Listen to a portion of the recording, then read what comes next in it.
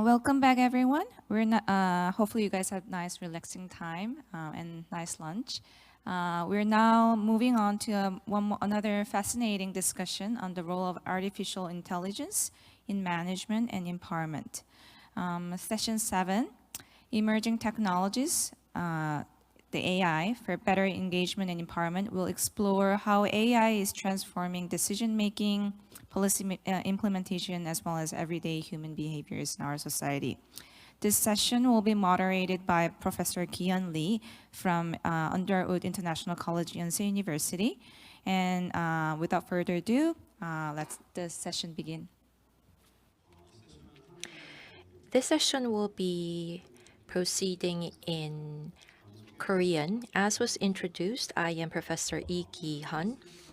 So in this session, we will be looking into a topic which I had hoped for several years to be able to discuss.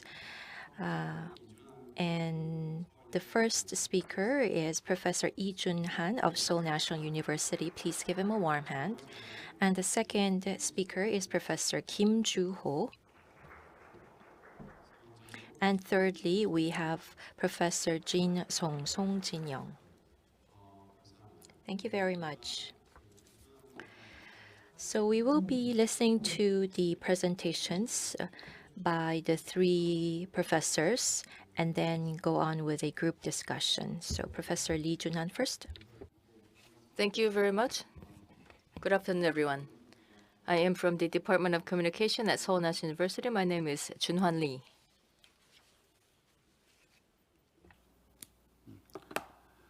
네, 제가 먼저 제 소개를 좀 잠깐 드리고 So just a brief introduction of myself, followed by my research, and then I will give you more details about the research that I do.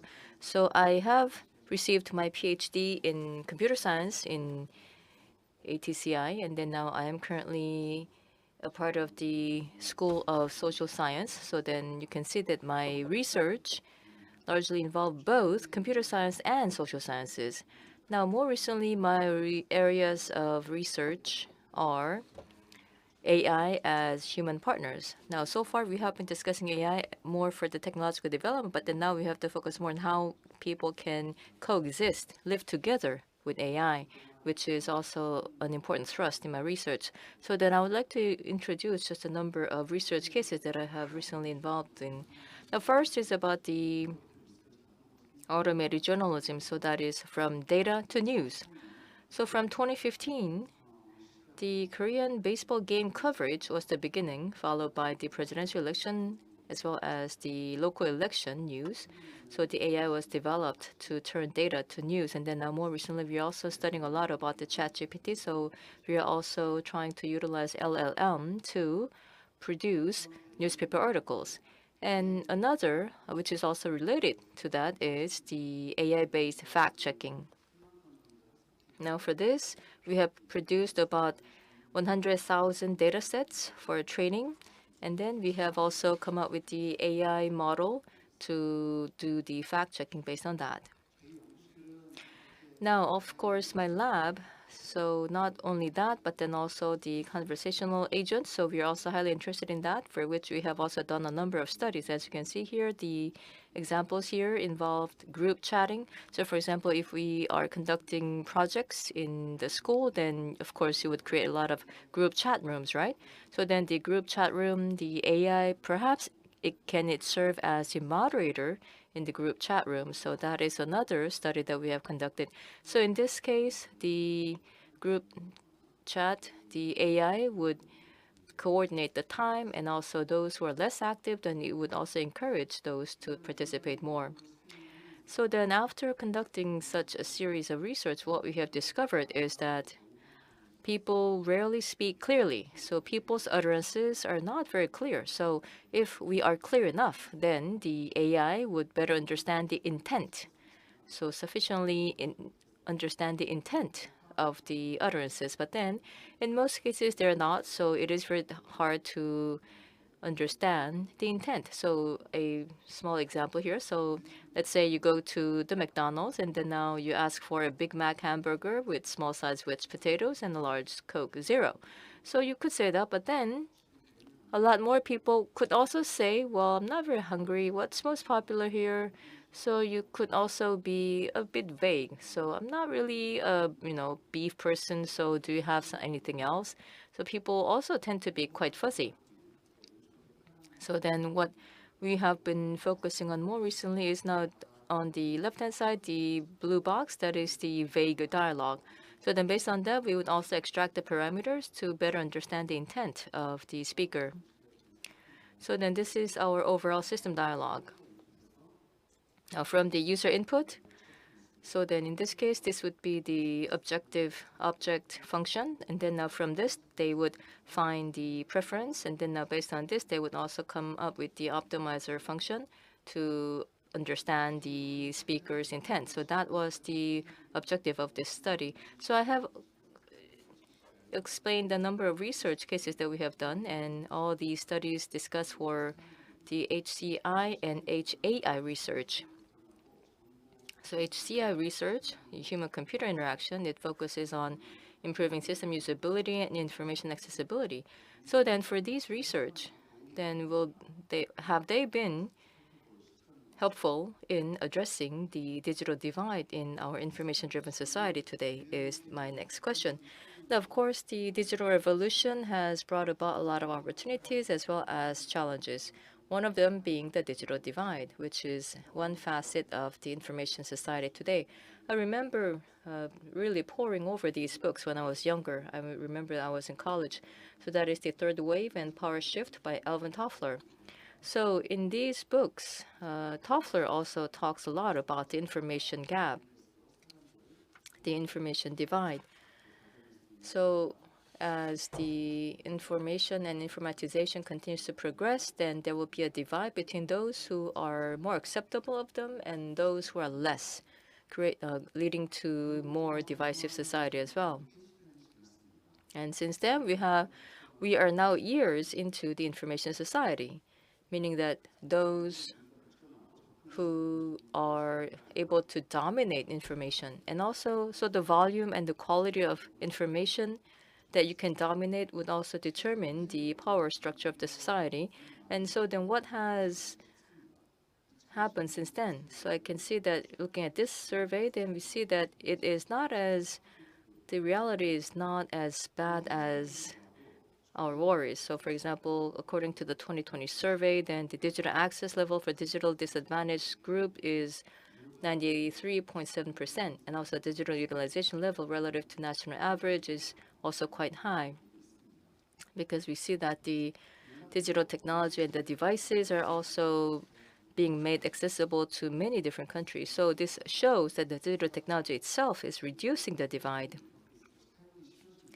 Digital devices are getting cheaper and becoming more and more accessible and usable, which is helping a great deal in reducing the divide, and especially the enhanced user interfaces have also greatly boosted digital literacy among the general users. At the same time, the rapidly rising AI is likely to lead to similar outcome is my projection. Now, if I may also briefly tell you about the HCI, so the human-computer interaction. So this is also going a long way toward bridging the digital divide. So this is the first ever mouse developed. So this kind of mouse, and then also Windows and graphic user interface, GUI. So these are some of the technologies that have made computer use much easier. And then more recently, AI and conversational agents are also enabling personalized and friendly communication, making it easier to access information. And I do believe that AI will continue to move in this path. So these are some of the examples that I could think of. For example, AI is already helping everyone read the New York Times if they want without having to know English. And also easy information access through voice commands, and also personalized learning resources for disadvantaged groups, meaning that private education is no longer just for the privileged. And also the medical advice is available anytime, anywhere. So I do believe that the digital divide and the information divide could also be reduced with AI. but at the same time, the misinformation, disinformation, information distortions are perhaps new challenges that we have to grapple with, because we already know that on YouTube, it is rampant with misinformation. So then that is a big challenge, a new challenge, and the ACI lab, we would also focus on this new topic as well. That is all. Thank you very much. Thank you very much, Professor. So about the information divide and also the HCI were the main topics. Thank you very much. 얘기해 주시겠습니다. Next, we have Professor Kim Joo-ho. Good afternoon. I am Kim Joo-ho from the School of Computing at KAIST. Like the other professors, I am also researching on HCI. And so I was thinking about the presentation that I'll be giving today, Digital Divide, AI Divide. On this topic, Professor Lee Jun-hwan already gave the introductory presentation. And today I will be sharing with you some thoughts that may bring about some confusion among the participants. But anyhow, after that, Professor Kim Joo-ho will be giving the concluding remarks. I'm very much interested in the issue of work and education these days. So AI, how is it going to rewrite the way we work and educate ourselves? So technically, I do some analysis of this area, and I also try to come up with technology-based solutions. And there are a lot of some symbolic research results that have been coming out, and some important lessons learned or points that we should remember. And visually, I have prepared the 10 lessons that we have gained so far. This is the O1 reasoning model of AI. So it's not simply creating text, but taking one step further. When you're given a complicated work, you have to do some estimation and guessing. So this shows you the results of AI's work. And if you look at O1, which is the orange part, in the competition math and competition math and competition code areas, it really shows very high scores. And also for PhD level science questions also, you see that AI has very high level of intelligence. So that we have this highly intelligent machine working side by side with humans. And when that becomes a daily reality, what are the issues that we need to ponder over? Already, machine has surpassed humans in many areas. Looking at chess, for example, in 1987, IBM's Deep Blue had won over the human master, and we have the AlphaGo game with the Go game with Isedol. So in these two cases, we see that AI has surpassed or won over the competition with humans. And so we see that in more and more areas, AI seems to be going much faster ahead of human beings. So how are we to adapt to this new reality? And of course, Go game and chess also is very much evolving in a very interesting manner as well as a result. But there are many vagueness that still exist. So for example, we have this intelligent machine. So in terms of the office work or logic, maybe in these areas, AI could do well. But for generative AI, it seems that AI is quite good in the creative sphere as well. So on the left, you will see the famous composer Kim Hyung-suk saying that there was a competition and he had selected the best work, and it turned out that that was composed by AI. So, I mean, are we to give an award to the AI or not? I mean, what's going to happen to my job? So that's what he said. And on the right, you see the ChatGPT 4.0, which is the latest model, and you will see that ChatGPT gives a wrong answer in this case. So in the different math competitions, AI seems to be showing excellent performance, but in these very simple questions, it seems that it gives the wrong answer. So there are still some areas that need to be overcome. I think we need to try to see the society as a whole. This is an article from Science. It says GPTs are GPTs, and according to this article, the first ChatGPT, that's the technology, AI technology, and the second GPT is the general purpose technology. And so can AI or GPTs bring about major shifts and changes throughout the entire society? So this research tried to look into that possibility, particularly in what types of work can AI be more influential, or can looking at the work that humans do, in what areas will AI be most effective or most influential? So in the case of the graph on the right, well, you see that this shows the exposure to GPTs by the income groups. In the work that the low-income group people are doing, AI may be less influential, it seems. But the most problematic area would be the middle part. So those are the knowledge workers and the middle managers, for example. On the right, the CEOs, for example, they make the decisions. And so in this case, also, AI influence goes down. So we see very interesting things happening, and it's important for us to understand what's happening.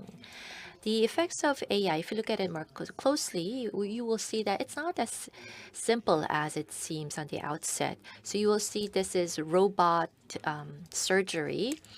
And I want to show you this as an example. In the same hospital, even with robot surgery being introduced, the effect can be very different. So on the left, you see the usual human doctors doing the surgery, but we have the surgeon doing the surgery, and you see interns assisting, being apprentices to the surgeon to learn and eventually become a good surgeon one day. So this is the apprenticeship type of growth. But on the right, after robot surgery has been introduced, you will see there is no apprenticeship that happens in the surgery room because you don't need interns anymore. So many of the hospitals are saying that we don't need interns anymore. So in terms of efficiency, there's growth in efficiency, but then for the interns, there's no way for them to grow personally and become surgeons themselves eventually. So,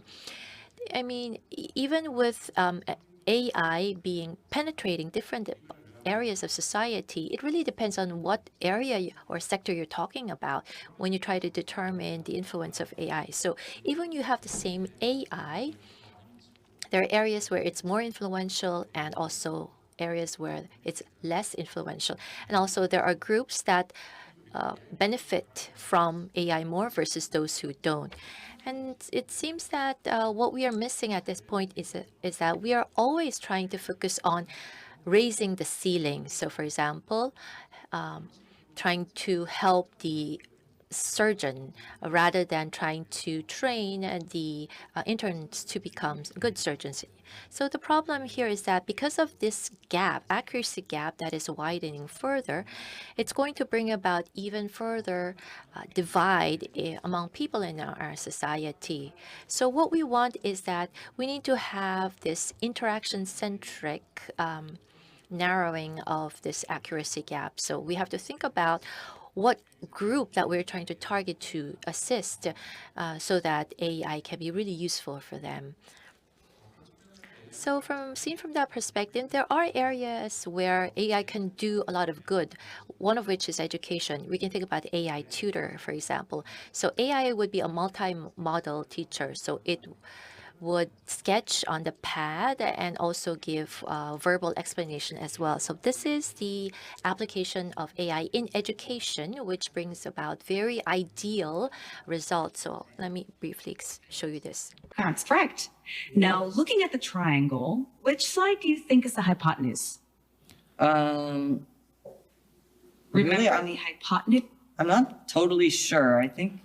네, 이런 모습인데 So this is how it would work. And yes, you will see that AI is an excellent tutor giving real-time feedback and helpful tips. But then in terms of actual learning with AI, it's not necessarily going very smoothly. So we have an 8-year-old girl. She's using a coding assistant, and she creates a chatbot chatting with Harry Potter in 45 minutes. So let's see this. Box. Now we have this. I accept it. So now it's gonna have like a little lightning bolt. I'm gonna apply it. Hopefully this works. If it does work, it's gonna be so cool. So now I'm gonna say hello. That looks so cool. Oh wait, 번개 I 모양이 need to 나왔죠. change. So you will see the lightning symbol. Looking at these examples, yes, it's actually great. So an 8-year-old girl who doesn't really have the basics of coding is able to really use words to provide what she wants to AI, and an AI creates that code, and she just looks at the results and checks it, and she checks if the result is something that she wants or not, and then she goes on to the next phase.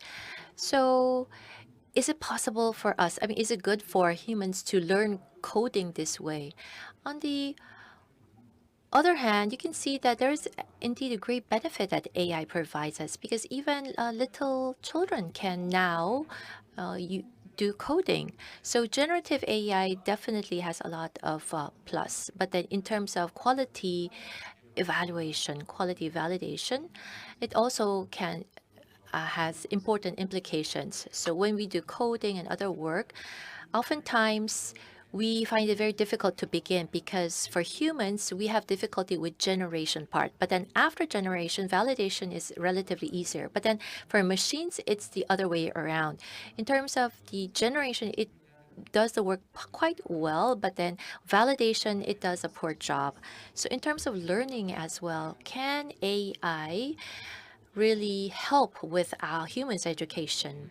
So looking at the AI coding tool, we developed this and did the testing at our lab. And what's interesting is that, using words to do coding, it's easy. But then the more you do that, self-efficacy among the users goes down. In education, self-efficacy is a very important concept, because it is confidence in yourself that you are able to learn and grow.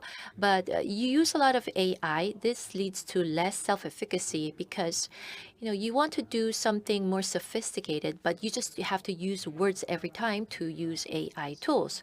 So looking at these results, I think we have to really look at how humans and AI will be interacting in the future. If you depend too much on AI, you will see that human skills will go down and dependency will go up. But what we want from AI is in the middle. So we want scaffolding.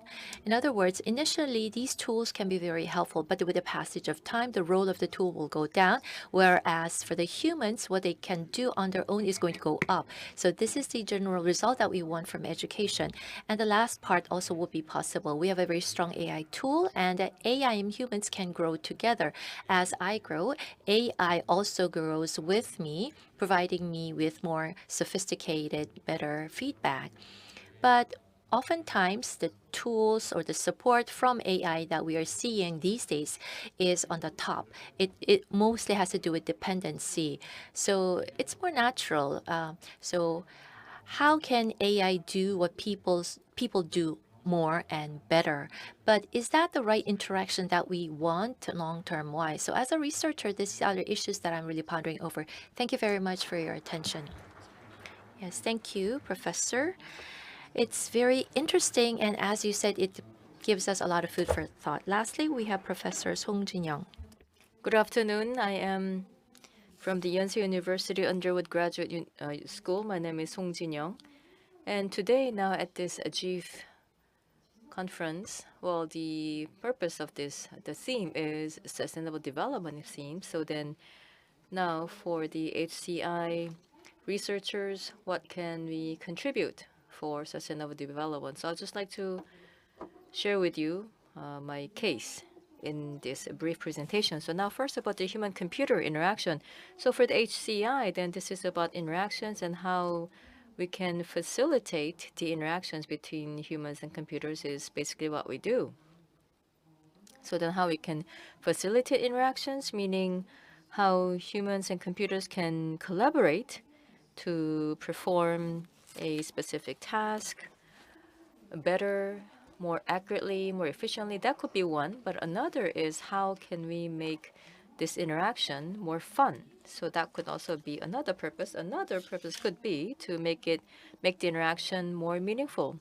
Or another purpose could be how we can better design the interaction between humans and computers so that we will be able to achieve different values.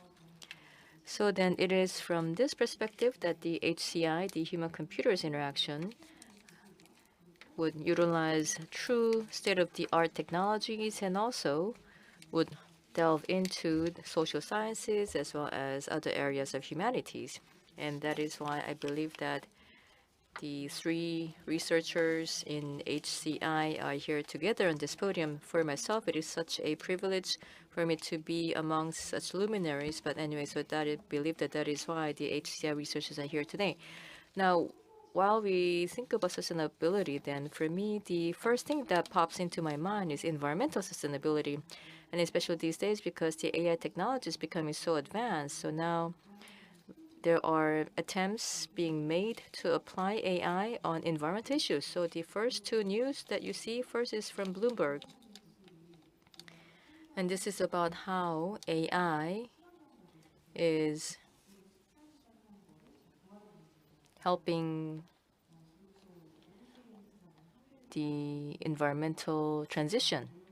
And then on the far right-hand side, so this is in Korean, so if I may just briefly explain, this is about how an SME in Korea has utilized AI to detect the power leakage among the overall pipeline. And as a result, it was able to find the source of the power leakage and stem that leakage. So how AI could be helpful. So these are just examples of how AI can be helpful in sustainability and sustainable development. But another thing that we have to think about is about how data centers can be electricity guzzling. I'm sure that you have also heard about this. So this is an article in Nature on the left-hand side. So then the title is How to Stop Data Centers from Gobbling Up the World's Electricity Because Data Centers Are Using Up So Much Power. And then on the right-hand side, then this is the projection, and you see that the ICT sector is going to need exponentially increasing amount of electricity. So this also means that the AI technology should not be indiscriminately used anywhere. So also for the sake of energy consumption, we also need to make sure that we can be efficient with this. So then now for this type of user-centric or human-centric technology usage could also be one big question. And that is also a big question to the HCI researchers as well. So then there is Don Norman, who is also a giant in the field of HCI. And then what he has said is that we have to think about not what we can build, but what we should build in introducing technologies. So that is the mindset that we researchers should also need to have as we engage in our research. Now, another mindset, I believe. Now, I would say that for sustainable development, this is another thing that really has stayed with me, and that is about the social impact. So the social impact from technology, which is another question that we have to be mindful of. So especially these days when we see that there is such a big political divide, then the media consumption, so I'm sure that we all know that that is also partly affected by the AI-based media consumption. So we also have to be mindful of the social impact. That is why I also brought this slide. So this diagram, now this is from the paper in the hidden technical divide. And now usually we think that AI is just automatic process. So this is like the black box or the big box, and it is just automatically doing things. But then now when we look it up, then the only automated code is this part in the black box, the ML or the machine learning code. So that is pretty much the only area that is truly automatic. But then for all the others, like from configuration to data collection to feature extraction, service infrastructure, monitoring, data verification. So all the other components or processes, they basically, so all of them need human intervention. So that is what the AI system is about, meaning that the humans are hidden somewhere in there. So unknowingly or unwittingly, humans are hidden in the intelligent systems to make the systems look intelligent. So that is what we often call the human-in-the-loop intelligent systems. So then these examples are the social network platforms or the Silicon Valley companies that are well known. So these are news about these companies, and you see how the human workers are hidden in the human-in-the-loop intelligent system. So these are the articles that are warning about such interventions. So on the left-hand side, this is about how YouTube was trying to moderate their contents using AI systems, but then in the end, they decided that they still need human moderation, and that is why they have decided to bring back more human moderators. And then now in the middle one, now this news is from years ago, but then this is about how the Facebook moderators are moderating the harmful contents on Facebook. And then the Facebook content moderators brought a big litigation against Facebook. And the reason is they were exposed to harmful contents every day as part of their work. So as a result, they were mentally so devastated that they were no longer able to function normally as human beings, and that is and also they won this lawsuit. And then now on the right-hand side, this is the most recent, and this is about how OpenAI is trying to make ChatGPT less toxic. To do that, they have hired Kenyan workers at very bad working conditions, paying them less than $2 per hour to make ChatGPT less toxic. So this was quite a controversy. So of course, in the course of technological development, we always try to move up the technology, but then along the way, there might be some things that we miss out on. So now to ensure sustainable development, we also need to be mindful of them. And then now in the Silicon Valley, there's also this kind of book about how they are trying to use ghost workers.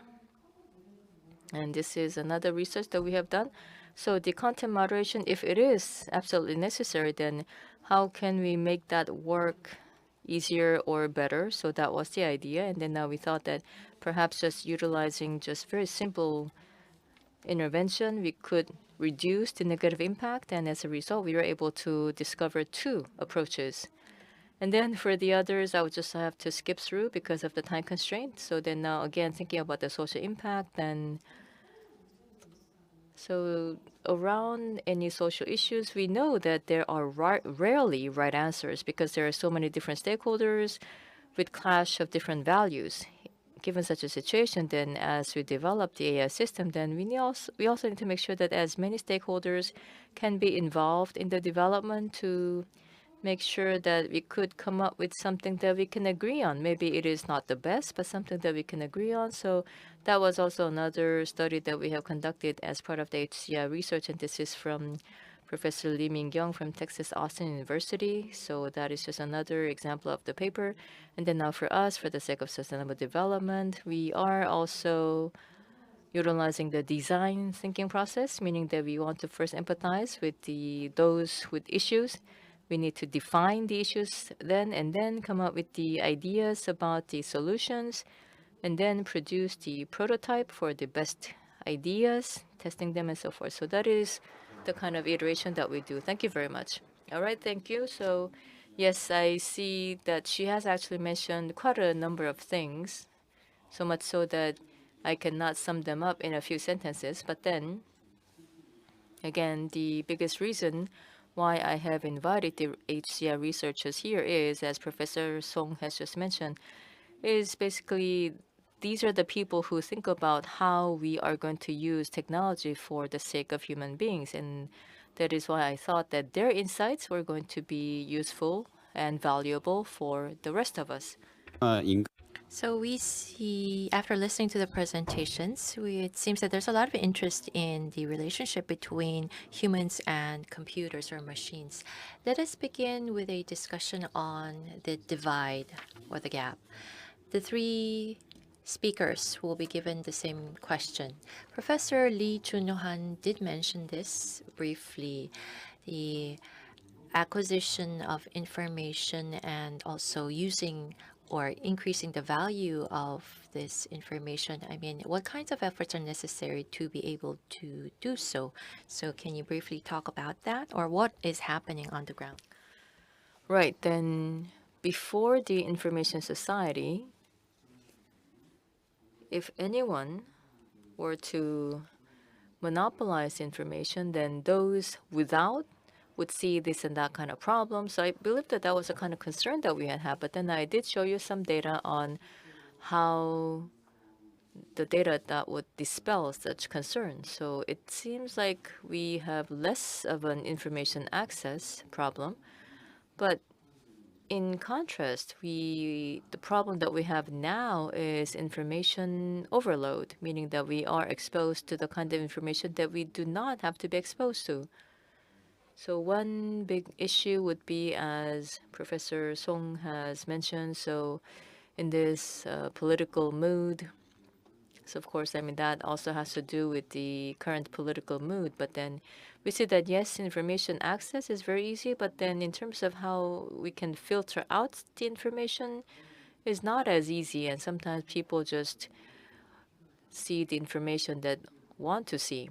So perhaps that is a bigger problem that we have. And that also has to do with digital literacy. In other words, how we can understand the information and also how we can access information. So we have been only thinking about these abilities, but then we also need to have the ability to interpret the information and filter out the information that is not right. And I do believe that our society has tried to develop that capability in our citizens, but then I mean, I would like to think that, but then perhaps not enough. So we see that still there's a lot of hate speech and also dissemination of misinformation.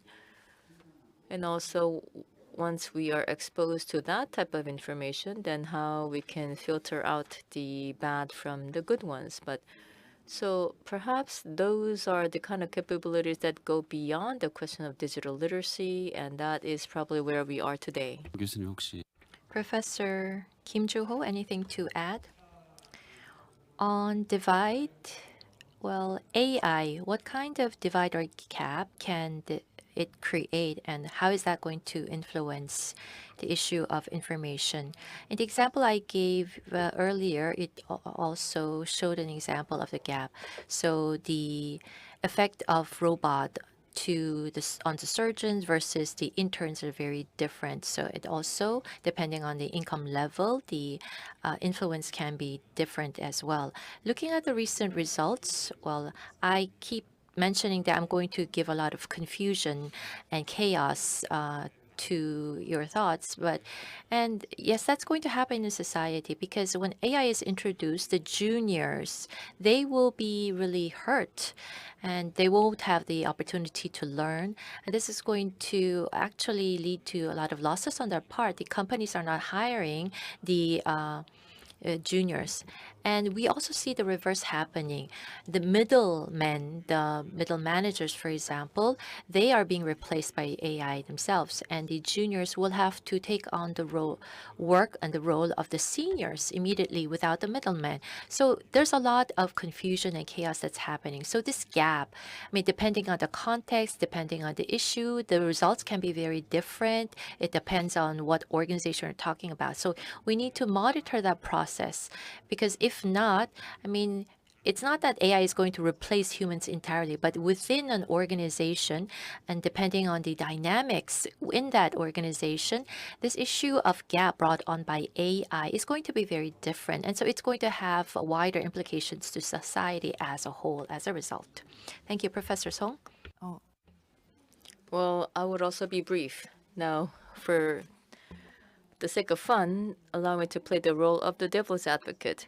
Right, the information divide, there were concerns, but I think it's pretty much gone, because everyone can now access information, which actually does have a flip side, meaning that it's possible, so you must do it.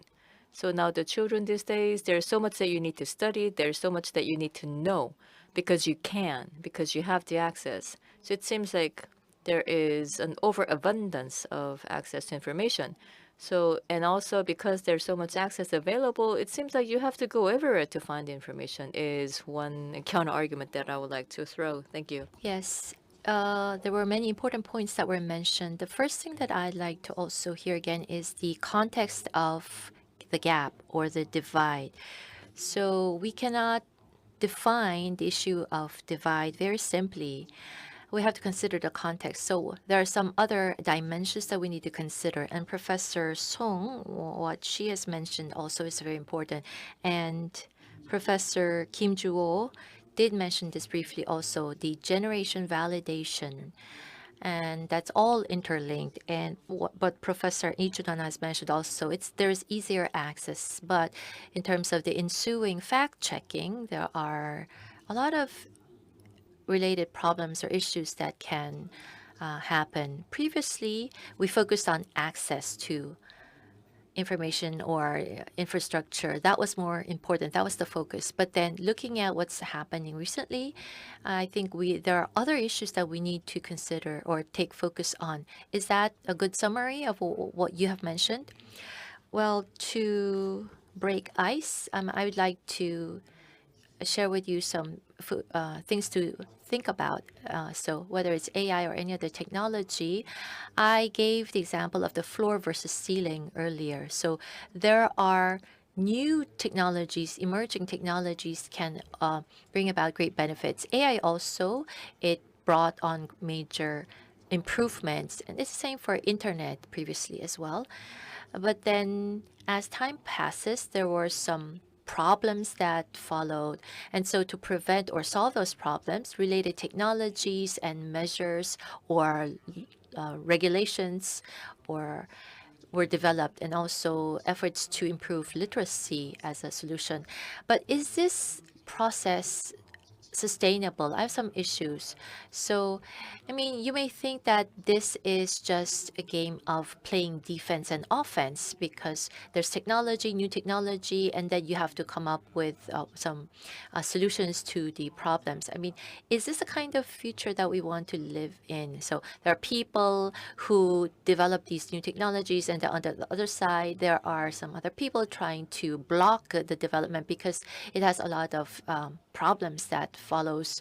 So I mean, is this the kind of society that we want, or do we want a more inclusive society as a whole? So, in other words, rather than just focusing on the solutions that we need after development of technology, maybe from the design phase, we need to consider what kind of technology that we want to design and implement eventually. So, are we going to make this kind of a model? But then if we're going to do that, what kinds of possible solutions can then there be? From the design phase, those are all of the things that we need to consider. So we have to make those decisions. And so previously, the technologies that have been developed have mostly been focusing on how to overcome the capacity of people. So what Professor Kim just has mentioned, I truly agree with that. And I also believe that that also has a lot to do with the stages of technological development.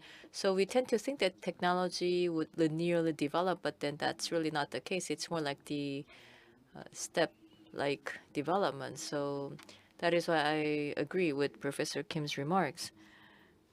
So when the first machines were introduced, and also AI, also the same. But what we see is that the technology are always like the leading indicators of the society. They're always leading the way, and then the society or the research would keep following up to address the issues or come up with responses to the, let's say, associated issues.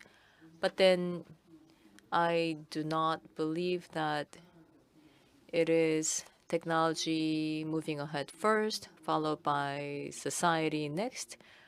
Not all the time, but then I think right now, because the technology is developing at an explosive pace, and that is why we are now seeing this kind of explosion of all these different issues. But then now, perhaps we are, moving in a step-like manner, And then, of course, there are these issues that are being exposed and coming to the foresight. And that is why it is important for us to address them first. And so technology has thrown such issues our way. And then now other disciplines like the social sciences, now perhaps it is time for them to address and deal with such issues. So I was thinking, well, you just mentioned the staircase type of approach. And I was thinking that we really need to check every step that we are taking. We have to go back to the basics, think about the foundations. And the third wave by Alvin Toffler, I mean, the things that were mentioned there, I think it's time for us to rethink that once again, go back to the basics. And of course, it's a very different society then and now. But anyhow, we do need to have those kinds of discussions. And in HCI field, I'm sure that those kinds of discussions are already going on right now, right? So are there some examples of such efforts in the HCI community that's happening? I will share with you a brief simple example. So we establish data set when we try to use AI. So for example, when there is the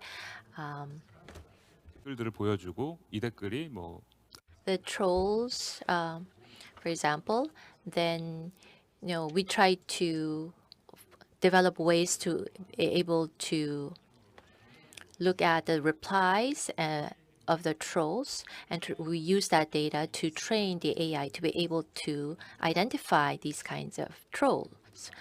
And so based on the learning data, there is much better performance that the AI shows. And of course, in this case, then the opinion of the smaller group of people can be very important. So for example, if there's some hate speech, or there are some terminologies that only a small group of people understand, which is unknown to the masses, then it would be the AI could be very important in trying to identify these and to so.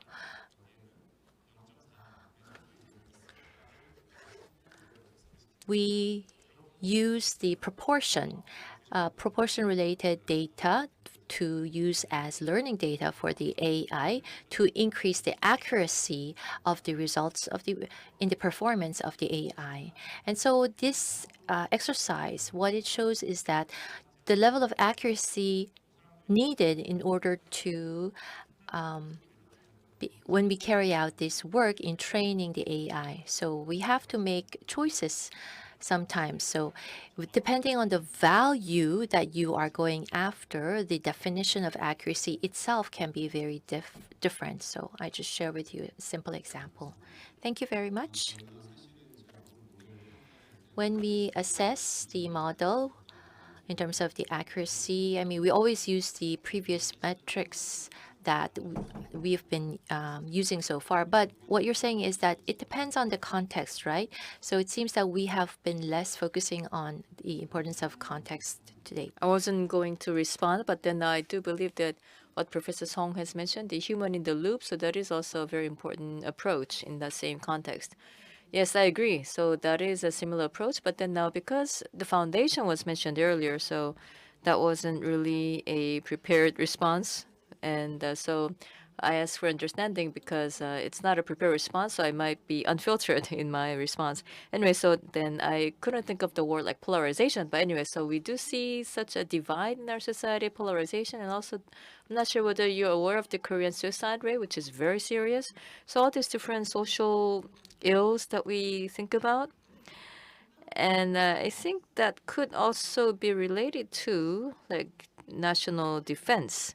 So like, for example, like decades ago in the First, Second World Wars, then we would fight with weapons. So those were like the attack from the outside. But then these days, it's more like problems from the inside. So all these like national or domestic ills or issues are threatening ourselves. So it is also like a part of our national defense or national security. So that is why we need to think about these issues at a more serious level, and that is why we need to think about this at a foundation basis. So we shouldn't think that our young people are weak. They might be living our everyday in battles.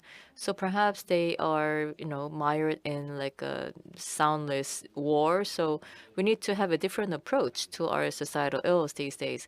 So you're saying that perhaps even to our new issues, we are just maintaining our old perspective. So then based on your argument, then the social developments these days. So the developments that we're seeing these days, they also have a big social impact, and they might be stemming from some of the old issues, but some may not be, and some might be reinforced by the recent developments. But still, we are just stuck in our old framework and framework of mindset. So perhaps that could be one issue.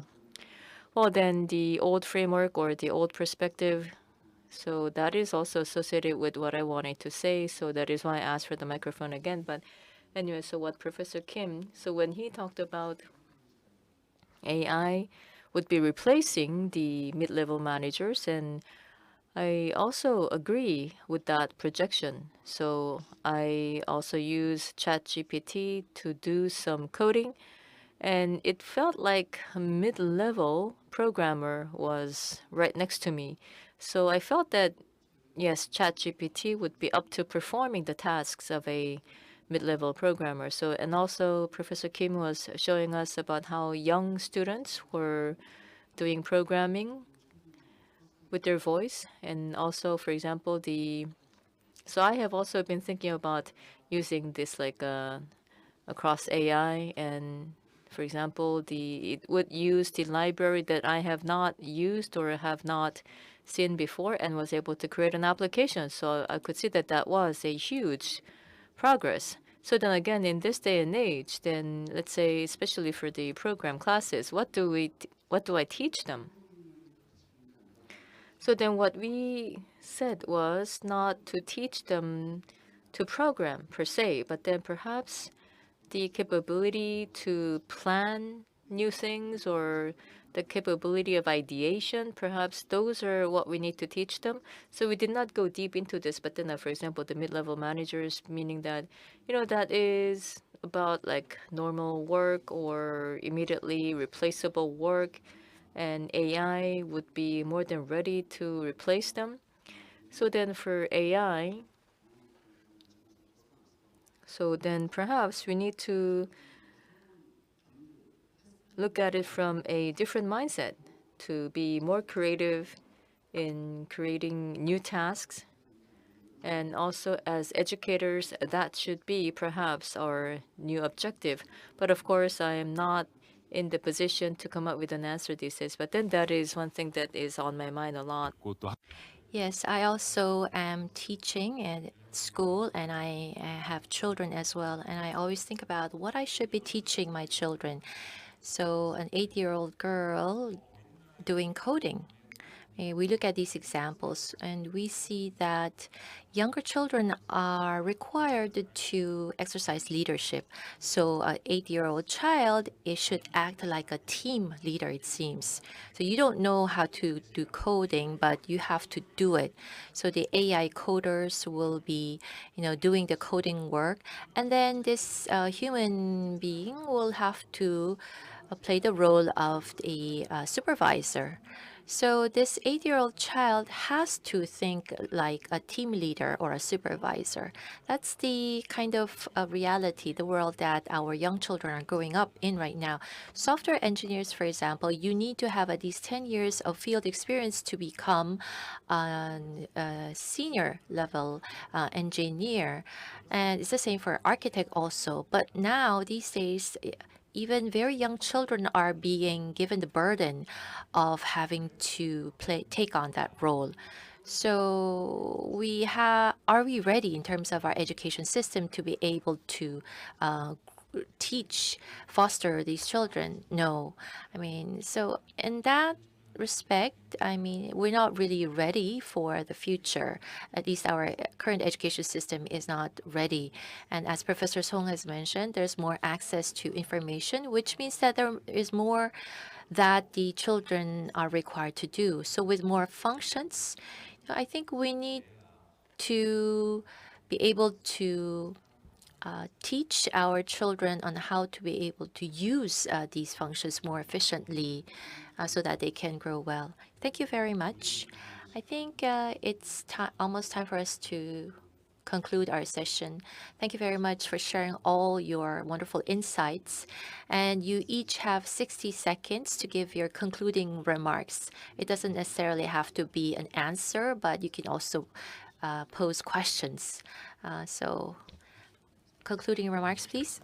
All right, then, as a way of wrapping up, so in preparing for this session, I was thinking a lot about the information divide, and then now as HCI researchers, what can we do or what we have been doing to bridge that divide? So I felt like we have been doing some work. So, but then now, as was mentioned earlier, perhaps the information divide had been bridged, but then how we accept the information, the way we accept information, perhaps that is now a new task given to us. So then I would like to thank the organizers and the moderator, Professor Lee, for prompting these new thinking from myself. So thank you very much. Thinking about AI, they are becoming more like humans, and it's doing much better than what humans do. So in this environment, how are we going to continue to prosper as human beings? So I think we have to go back to the basics. With more AI, well, some people think we have to learn AI more. We need to learn coding. We need to understand the construction of AI. Well, yes, that's good, but then ultimately, as you saw in the examples earlier, we have to find ways to collaborate, to communicate with AI, to be able to express what we want clearly. So, I mean, it's the same as any human relationship. So you have to be able to communicate what you want very clearly to other people. And it's the same for AI, for machines as well. So for example, do a good job of dividing up the work if you're a supervisor. So these are efforts that will be more necessary in the future as AI becomes more human-like. So this is going to be very important in the future. So you need to be more learned in the humanities, for example. You have to learn about communication and collaboration and understanding other people's perspective, raising creative questions and finding creative solutions, for example. So I think it may sound cliche, but these very basic skills of human beings, they will become more important in the future. Thank you. Well, then, Professor Kim took the words out of my mouth so much so that I was so surprised. So again, let me be brief. So then I think utilizing AI, perhaps the gap in job performance itself might be reduced, especially those who are sitting here. Then in terms of the job performance gap, that is going to be bridged, meaning that they will focus more on the people who you want to work with. So rather than your capabilities, they might be focusing on the kind of person that you are. In other words, to be the kind of person that others want to be around. Like, for example, being more considerate, being more caring, having more humanities knowledge. So perhaps that is going to be what's more important than technology itself. So in such a case, then, rather than competition, and also because the digital divide or the technological divide is bridging, so then rather than the technology itself, perhaps people would be more interactive and also be more social. And we also have more our students here, also from Underwood, and I hope that we can also be mindful of that possibility in the future. Thank you. All right, then once again, thank you very much. Thank you very much for your time. Thank you very much for your insight. And also thank you everyone for your attention. Thank you very much.